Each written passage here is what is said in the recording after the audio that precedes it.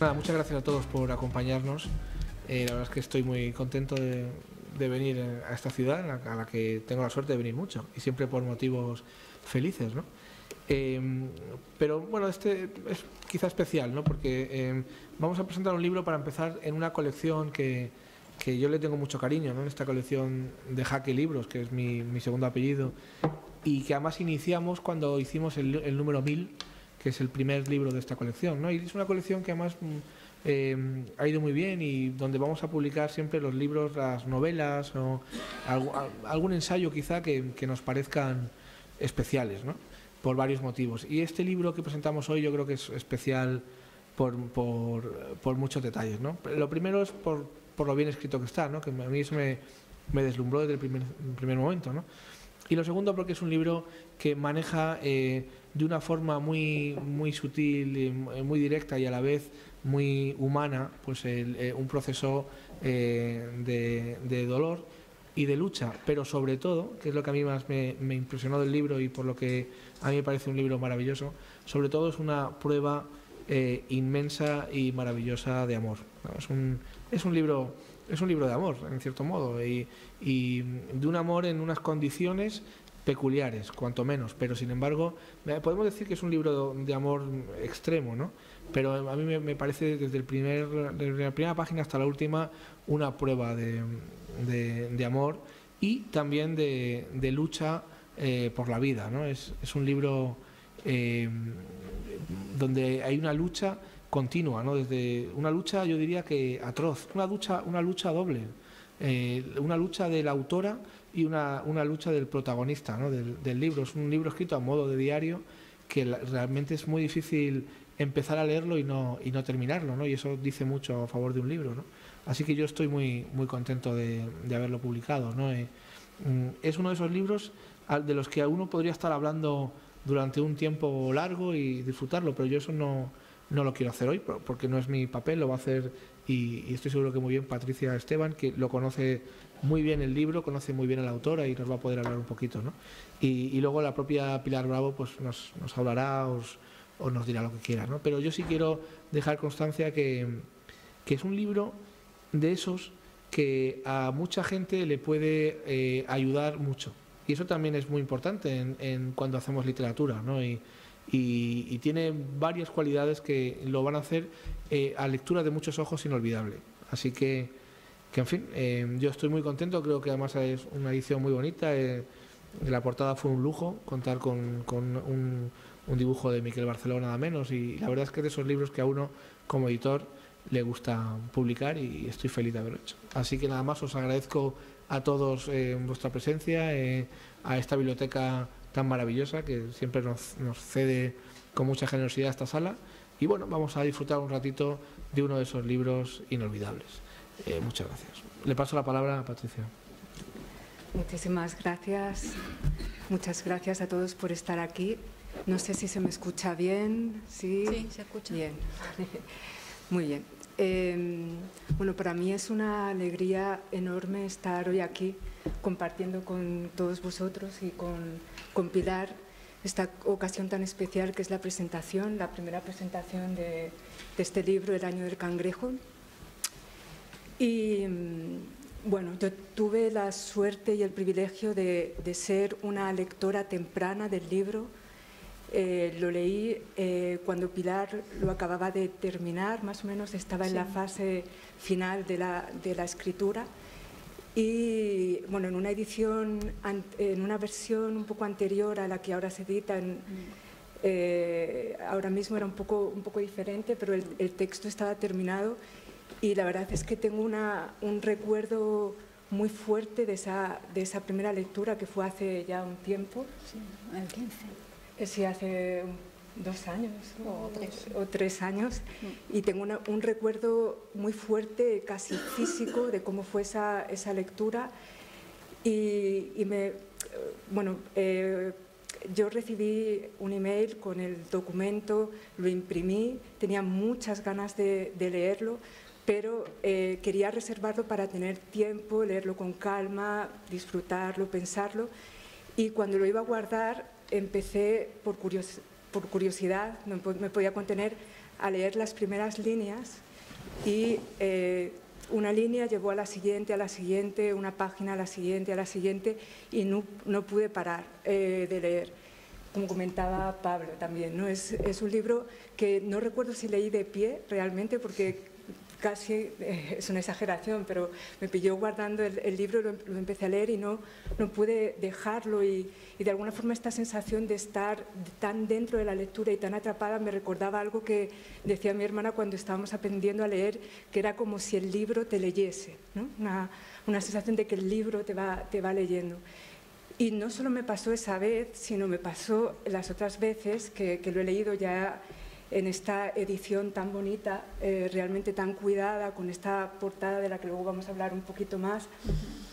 Y me ha ocurrido otra vez y tiene un sentido. Más adelante avanzaré algunas ideas de por qué pasa esto con este libro, ¿no? Por qué de alguna forma nos arrastra su lectura, ¿no? de una forma muy, muy fuerte. Y cuando terminé de leerlo, recuerdo la sensación de estar realmente deslumbrada, conmovida, muy afectada por el libro, y yo de alguna forma estaba preparada porque conozco a Pilar, conozco su escritura, me apasiona la poesía, soy una lectora de poesía y de alguna manera nosotras nos encontramos y conocimos en un ámbito académico donde trabajábamos juntas, pero fue a través de la lectura, yo creo, y de la poesía y lecturas intercambiadas con Pilar, con Mario, que se hizo una amistad, ¿no? Al mismo tiempo que conocíamos nuestras escrituras. Entonces yo conocía su escritura, estaba preparada, conocía el proceso biográfico que dio lugar a este libro y que acompañó su escritura más o menos de cerca, pero aunque estaba preparada en ese sentido, el libro realmente me sorprendió y me conmovió muy profundamente, ¿no? Era algo que esperaba y no esperaba. Y bueno, y pensando un poco por qué, bueno, pensaba que hay libros que nos entretienen y nos divierten, y eso es bueno, ¿no? Que un libro nos entretenga. Hay libros de los que aprendemos y que nos dan conocimiento, y eso también es muy bueno. Hay libros que nos hacen pensar, hay libros que nos inspiran, pero hay libros cuya experiencia es tan fuerte que de alguna forma nos hacen tener la sensación de que hemos vivido ahí, ¿no? Hay libros que miramos y yo, por ejemplo, con El año del cangrejo tengo la sensación de haber vivido en él. También me pasa con la poesía, ¿no? Y con alguna narrativa, he vivido aquí. Y creo que es porque son libros que tienen la rara cualidad de poder tocar la vida. Y en el caso del año del cangrejo creo que es así porque la escritura, su escritura, se cruza con la realidad en un momento vital muy extremo, ¿no? Y esto de alguna forma nos lleva a ese límite desde el principio, ¿no? Entramos en el libro y ya nos encontramos, o sea, estamos ubicándonos, entrando en su mundo y nos encontramos con una noticia muy fuerte, muy abrupta de la enfermedad, una enfermedad muy grave, cáncer, del ser querido, ¿no? El compañero de vida con el que hemos compartido todo, ¿no? Entonces, esa noticia que irrumpe, ¿no? al empezar el libro, y que es como en la vida, ¿no? Algo totalmente inesperado, que desarticula, que crea un estado de excepción en la vida cotidiana, pero a partir del que tenemos que generar rutinas y cotidianidades y seguimos viviendo, ¿no? A pesar de ese estado tan fuerte, ¿no? de excepción que se establece. Entramos con eso, ¿no? con esa noticia, con esa realidad. Y no solo eso, sino que ese proceso de enfermedad que es grave, pues lleva aparejados una serie de complicaciones médicas, complicaciones argumentales en el libro, que creo que si lo leyésemos y fuera una obra de ficción totalmente, nos parecerían inverosímiles, ¿no? Tantas desgracias, tantas complicaciones seguidas, ¿no? Y esta serie de complicaciones realmente en este libro es el trasfondo real del que parte la escritura y contra el que parte la escritura. Y es muy bonito y es muy conmovedor ver y presenciar cómo de la propia escritura va surgiendo el diario, ¿no? Es como que podemos ver de dónde viene la escritura que estamos leyendo. Escuchamos en el libro una recomendación de Mario, ¿no? De la pareja de Pilar, del compañero de vida. Antes de entrar en el quirófano, escribí un diario, lo siento, tengo muy mal acento argentino, escribe un diario, como una especie de sugerencia o de augurio protector, ¿no? Y vemos cómo ese diario se va materializando en el libro. Vemos progresivamente cómo van apareciendo las fechas, por ejemplo, ¿no? Es que es muy bonito ver cómo el diario va dejando marcas y marcas, en el libro aparecen las fechas, pero luego aparecen títulos en los días, en algunos días, bueno, en casi todos los días. Y de hecho esto me hizo pensar, bueno, sería bonito poner títulos a nuestros días, ¿no? Algunos de nuestros días. Y van apareciendo esos títulos y esto, luego pensándolo, aunque quizás es un poco rebuscado, me hacía como darme cuenta de que era muy interesante cómo de una novela en la que entramos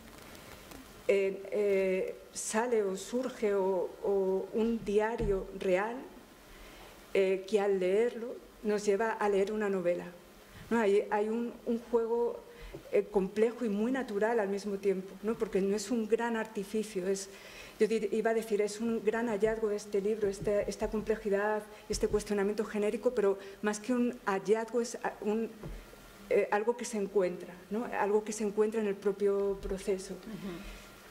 Y que sería muy interesante también hablar o dialogar con la autora desde su perspectiva de creación, ¿no? Que es para ella escribir, ¿no? Desde esta perspectiva del diario, de la novela, de un texto que está realmente a caballo, ¿no? Que no se termina de definir y que inventa de alguna forma su propio género. Y de hecho los grandes libros inventan su género, aunque sea un libro de poesía o un libro de novela, como que inventa otra vez, ¿no? La poesía, cuando es buena poesía. En este caso es un texto que crea con mucha honestidad su propio género. Y desde la lectura, el diario también, esta forma de diario que encontramos, es muy interesante porque va marcando un ritmo en el texto, un ritmo de algo que está escrito al filo de los hechos.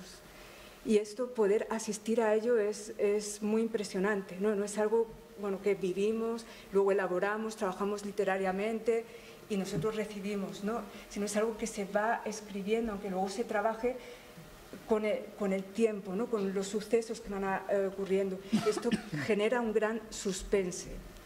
Y claro, yo no esperaría, pensando en este diario, en esta novela, que se trata de una novela de suspense, en cierto sentido, un diario de suspense, un suspense que tiene que ver con eso que comentábamos, de que es un libro que se empieza a leer y es difícil dejar, ¿no? Porque hay una especie de suspense, y es algo que va con Pilar, que es realmente el suspense vital, el suspense de la vida, que a veces estamos tan inmersos que no nos damos cuenta, ¿no? De que realmente vivimos en un suspense continuo.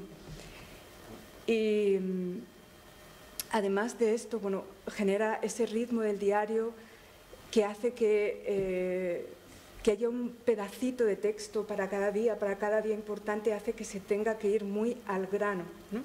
Ir al tuétano de la escritura. Y es algo que a mí me hacía conectar este texto con la poesía de Pilar, con el trabajo poético, ¿no? Que hay que afinar mucho y condensar, ¿no? Porque es un texto en el que cada día es una oportunidad, ¿no? Cada día es una experiencia, un sufrimiento que se condensa y que se suelta, ¿no? Me gustan mucho los finales de los días, donde se detiene la escritura, donde se suelta la escritura, ¿no? Que es algo que para mí, bueno, de alguna forma puedo conectar con lo poético, ¿no? Entonces es un texto que tiene algo de novela y de suspense, pero que tiene una carga poética muy fuerte también.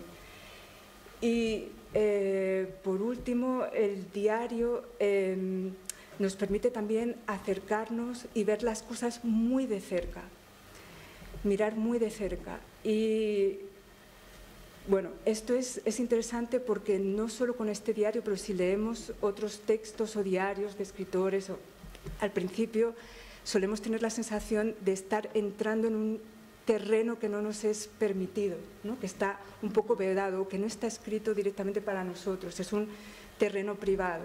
De alguna forma también nos podemos sentir un poco como voyeurs, ¿no? Entrando en el texto, pero curiosamente, y eso, bueno, a mí me pasa con los diarios y pasa en este texto, ese espacio, ¿no? En el que parece, al principio nos sentimos un poco intrusos, bueno, un poco viendo algo que no deberíamos leer, termina generando un espacio de mucha empatía, nada complaciente.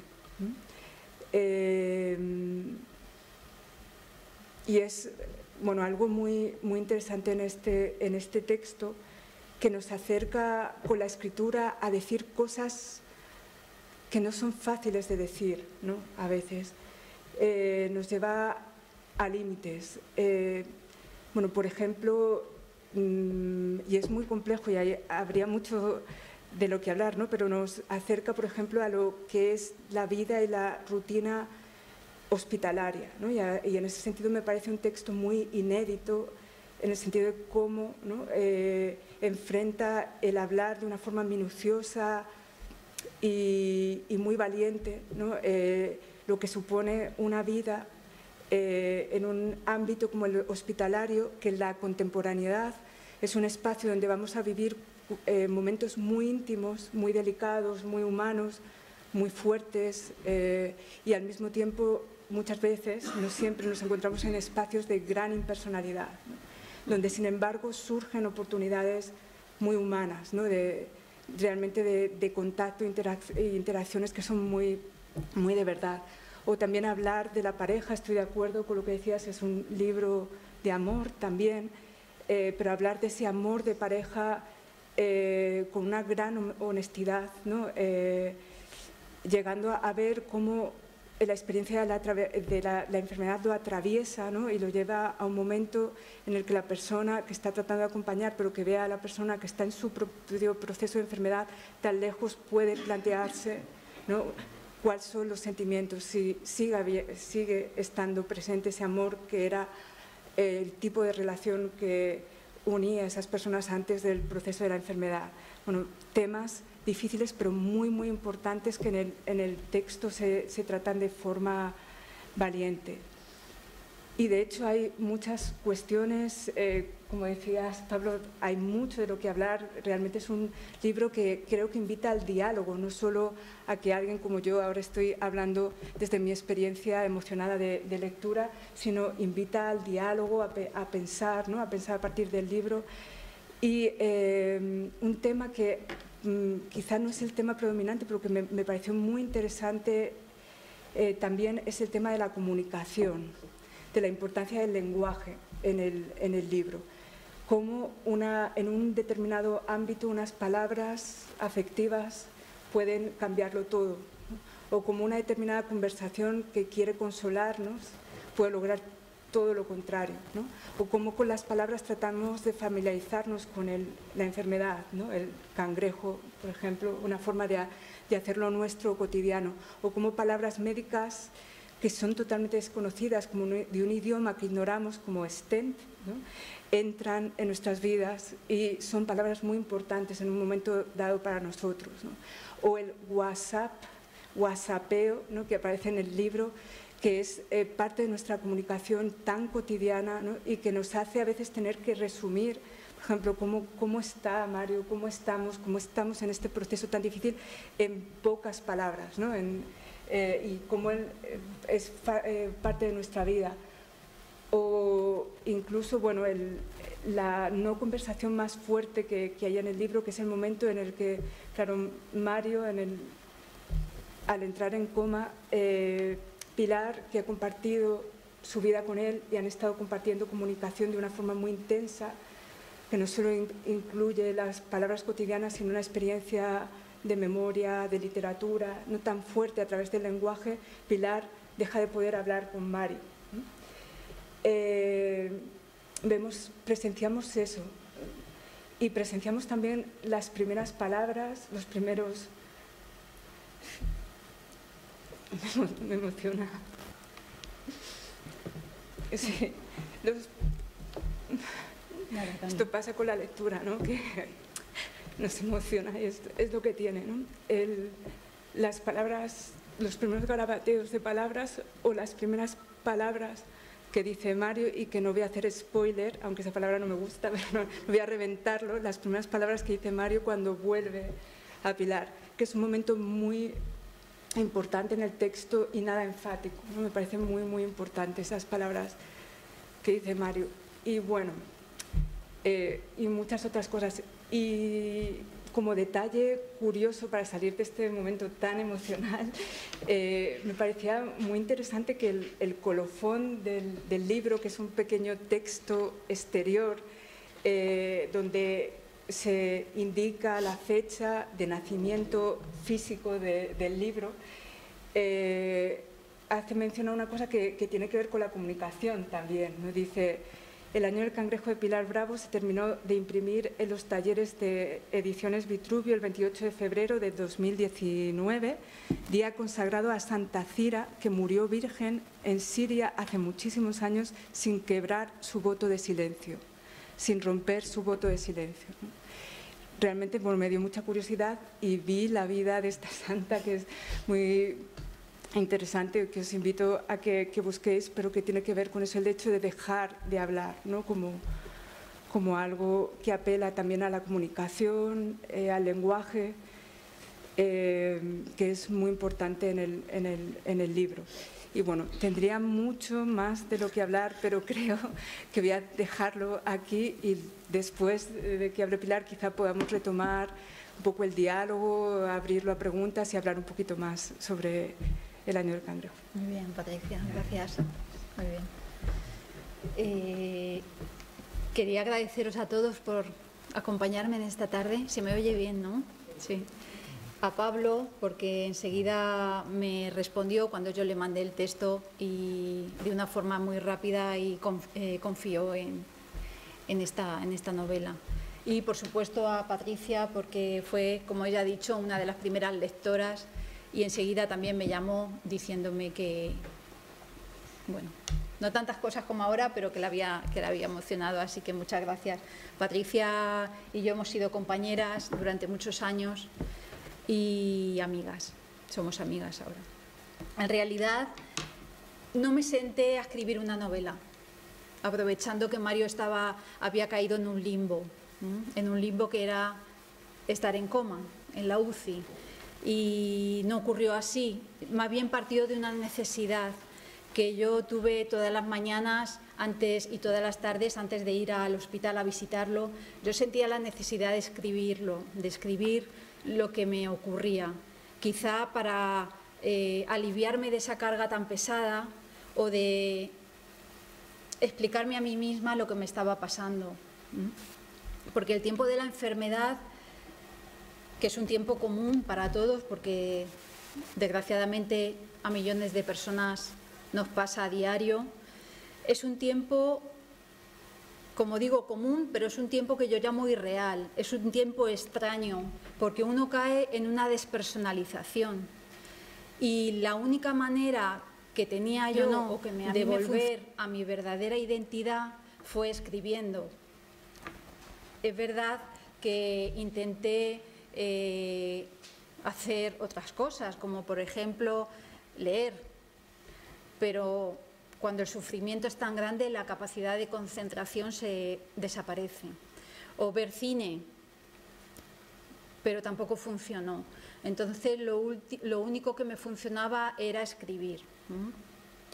Decía un escritor francés, Marcel Proust, que se puede discutir de muchas cosas, pero cuando el sufrimiento es tan grande y cuando el dolor es tan grande, lo único que queda es obedecerlo. Lo que fue pasando es que después de un tiempo, con la escritura, lo leí. Y me di cuenta que no solamente lo que había escrito era una catarsis o un vaciar mi mente, sino que había algo más. Lo que había escrito trataba temas universales que le podía interesar a mucha gente. En este caso del cangrejo, como ha dicho Patricia, el mundo de los hospitales, en los mundos cerrados, la desidia en el trabajo, las consecuencias de la precariedad laboral, la falta de profesionalidad y sobre todo un tema que me llamó mucho la atención cuando leí mi escrito fue que Tennessee Williams lo trata como un tema recurrente en una película, en un tranvía llamado Deseo. Lo pone en boca de su protagonista, una mujer pobrecita que está loca, Blanche, y se da cuenta al final de su vida que ha dependido demasiado de la amabilidad de los desconocidos. Es un tema que a mí me llamaba mucho la atención, ¿no? Cuando caes en esas situaciones, que te encuentras sola en un hospital y tu vida ya depende de la amabilidad de un auxiliar o la amabilidad de una enfermera que no te conocen de nada, en la amabilidad de los desconocidos o la no amabilidad también. Y ahí es cuando el relato, cuando lo lees, cuando el relato tiene que trascender lo anecdótico y hacerse literario, que es donde empieza el trabajo más arduo, ¿no? Pero también ocurre que tímidamente te atreves a repartirlo, a enviarlo a conocidos que se dedican o que están cerca del mundo de la escritura, bien porque sean editores, o en el caso de Patricia o Santiago, porque son escritores, y se lo mandas. Entonces ocurre algo milagroso, y es que ese dolor tan pesado y tan terrible que tú tienes se aligera. No sé qué escritor era el que decía que cuando lo terrible está encima escondido y es secreto, es más terrible todavía, pero cuando sale a la luz y es compartido, parece que el sol lo ilumina y bueno, se hace más ligero. Esto es lo que ocurrió. También en este tiempo que yo llamo extraño, porque es muy raro el tiempo este de la enfermedad, todo se mueve, nada vuelve a ser igual, y todo lo que te parecen neurosis o temas que les dan mucha importancia se van alejando, se van haciendo pequeños y desaparecen. En el libro, en este libro vuelvo una y otra vez, no sé si para los que solo han leído, vuelvo una y otra vez a repasar los acontecimientos o los momentos iniciales, como si la enfermedad fuera producto de un error que hemos cometido, ¿no? Y como si las cosas pudieran haber ocurrido de otra manera. Hay una novelista que a mí me gusta mucho, norteamericana, que se llama Joan Didion, que bueno, escribió un libro maravilloso que recomiendo, El pensamiento mágico, porque se murió su marido y a los pocos meses se murió su hija. Entonces, en uno de los capítulos, ya el marido ha fallecido y ella es incapaz de tirar los zapatos del marido. Ella se agarra a ese pensamiento mágico de, bueno, él va a volver a usarlos, él va a volver porque los necesita. Ella se repite en voz alta, no va a volver, porque ha fallecido, pero quizá necesita agarrarse a esa chispa de esperanza, o porque necesita mantener la cordura, es incapaz de tirar los zapatos, ¿no? Entonces, bueno, este simple hecho puede servir para explicar cómo sucede en nosotros ese pensamiento mágico, ¿no? La sensación de que podemos controlar el devenir de los acontecimientos, que solo debemos intentarlo mejor, pero que pueden cambiar, cosa que no ocurre, ¿no?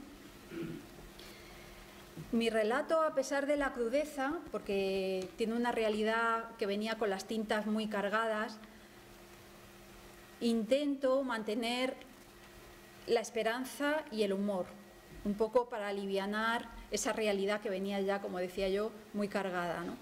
Y eso sirve para el lector para hacerlo más llevadero en la lectura, ¿verdad, Patricia? Y para mí, para poderlo escribir, ¿no? Y eso fue bueno para el relato, creo yo, porque he conseguido una naturalidad como espontaneidad de la que hablaba Patricia, porque, como decía un escritor Italo Calvino, que le hablaban también de su espontaneidad, pero decía él que, y yo estoy de acuerdo con lo que decía, que bueno, que es una espontaneidad muy trabajada, porque lo primero que se nos ocurre no es ingenuo, son lugares comunes y luego hay que conseguir esa naturalidad. Él decía que son como muchos fingimientos y es probarse muchas máscaras hasta conseguir la máscara que se ajuste a tu rostro. Entonces hay mucho trabajo, por eso hablaba Patricia de esa naturalidad que ha visto en mi relato. Creo que no existe, porque me preguntaban en alguna entrevista sobre el género, yo creo que no existe la literatura de la enfermedad o la literatura del duelo. Yo creo que los géneros son como vehículos, como carcasas, como fundas. Lo que sí que es importante es cómo el autor trate el tema y el tema que trata, ¿no? Sobre todo cómo lo trata, ¿no? En mi caso, el peligro era, al utilizar la primera persona, caer o bien en la autocomplacencia o bien en el punto extremo, en el autoflagelo. Eso ha sido lo más difícil para mí, de no caer en esos dos extremos, ¿no? Ni en la autocomplacencia ni en el autoflagelo. No dudé, me preguntaban también el otro día lo de la primera persona, yo no dudé en escribirlo en primera persona porque sentí la necesidad de estar cerca. Yo era la que miraba, yo era la que observaba, porque Mario desapareció, y sentí la necesidad de escribirlo en primera persona. Lo que pasa es que se convierte en un desafío. Se convierte en un desafío porque a nadie le apetece mostrar todas sus zonas oscuras ni todas sus heridas, y ahí también es la parte como autora que me escondo, y como narradora trato de explicarme lo que me está pasando. Entonces es un equilibrio que sale en medio un personaje narrador que soy yo, pero que no soy yo, pero que se parece en todo a mí. Yo lo definiría así, ¿no? Es una tensión, como digo, muy difícil de equilibrar, porque sobre todo de explicar a la gente querida, porque es muy difícil explicar que el acto de escribir tiene unas normas morales y estéticas que son invisibles para los que no han entrado en este ejercicio de escritura, pero que obligan al que está escribiendo de un modo imponderable pero riguroso. Uno no escribe lo que quiere, escribe lo que puede, pero yo creo que casi siempre escribe lo que debe. Tampoco era mi intención verbalizar lo que a otra mucha gente le estaba ocurriendo, porque yo no me sentía ni me siento representante de nadie. Lo mío era más egoísta, porque nació de una necesidad que luego convierto en literaria, o que me sale literaria ya por el oficio. Esa necesidad de explicarme el mundo para poder comprenderlo y con el tiempo contárselo a los demás. La verdad que este diario me salvó la vida durante el tiempo de la enfermedad, que es un tiempo en el que caes en un sueño malo, del que solo me liberaba a través de la escritura. Y esta sensación se mantuvo hasta el último momento, porque con el libro ya acabado y con Mario ya en casa, en este proceso ya con Pablo de edición, ocurrió lo que comentaba Pablo de la portada, que la podemos ver aquí, y fue que, bueno, tanto sobrinos de diseño gráfico, amigos, gente que está trabajando en dibujo, en pintura, todo el mundo nos mandaba sus propuestas de portada con diferentes cangrejos, un cangrejo azul, un cangrejo rojo, todo el mundo nos hacía su cangrejo. Y un domingo estábamos consultando El País, y ahí vimos que Barceló iba a hacer una exposición para la ilustración del Fausto, ¿era, no, Mario? La ilustración del Fausto, y veíamos las aguafuertes, y una de las aguafuertes era precisamente la medusa. Él lo tituló como La Medusa, y nos recordó cuando a Mario le dicen que tiene cáncer y nos enseñan como una especie de placa, y lo que vimos fue esto, este dibujo, más o menos, se parecía mucho, ¿verdad, Mario?, a esto, es lo primero que vimos. Y entonces, pues nos pareció perfecto para la portada, pero como no conocíamos a este señor, a Miquel Barceló, tuve que meterme en internet para ver una dirección, para escribirle una carta y contárselo. Enseguida me preguntó y me pidió la novela y le mandé un PDF y a la semana me dio la aceptación para cederme el Aguafuerte para la portada. Se lo agradecí muchísimo y se lo agradeceré porque es un acto de generosidad enorme que una persona tan famosa y que vende por millones de euros su obra me deje publicar en una novela su portada. Entonces, esto fue, para terminar, algo que a Mario no acaba de entender y que decimos mucho en España, la guinda del pastel. Y que Mario nunca entiende por qué decimos eso de la guinda del pastel, pero para mí fue la guinda del pastel. Entonces, pues bueno, muchísimas gracias a todos por estar aquí. Si queréis hacer alguna pregunta, ese fue más o menos el proceso de escritura. ¿Tenéis?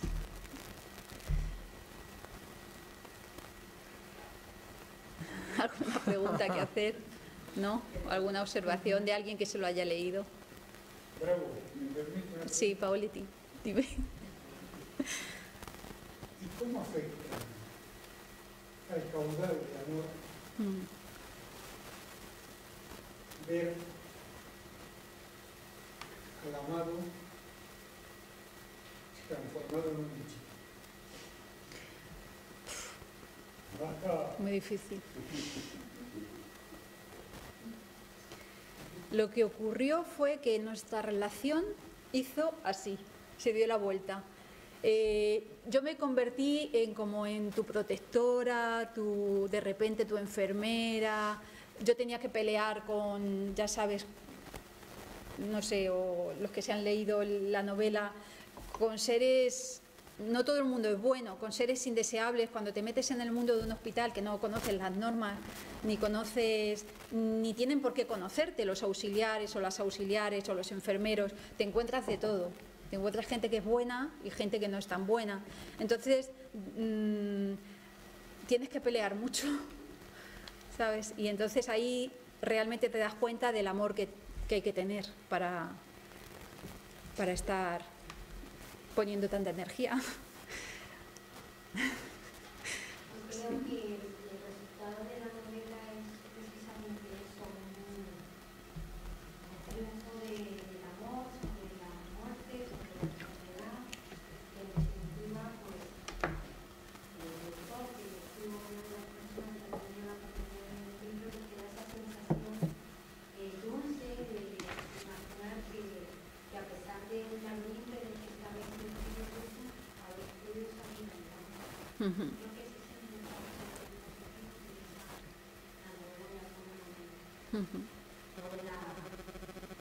Sí, yo lo anuncio como una novela dura, pero con final feliz, porque realmente es un final feliz. Entonces, bueno, aquí estamos para contarlo. ¿Alguna cosa? Yo personalmente creo que habla de no perder esperanza. Esperanza es una de las cosas más importantes que la vida. Sí.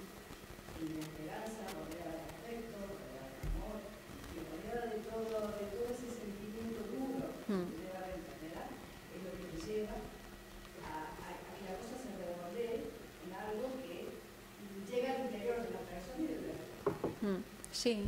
Para mí es una oda de esperanza. Sí, yo no llegué a perder la esperanza nunca.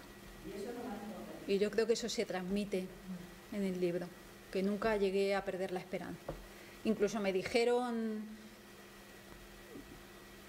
que una noche o una mañana fue, ¿verdad, mamá?, cuando el médico habló con nosotros y me dijo que el médico, porque en la UCI cada día es un médico distinto, otra cosa que es un poco enloquecedor, ¿no?, porque cada día te encuentras con el médico de turno, no lo conoces de nada, él tampoco te conoce a ti. Entonces, bueno, un día me dijo que, bueno, que fuera pensando en el fallecimiento, ¿no?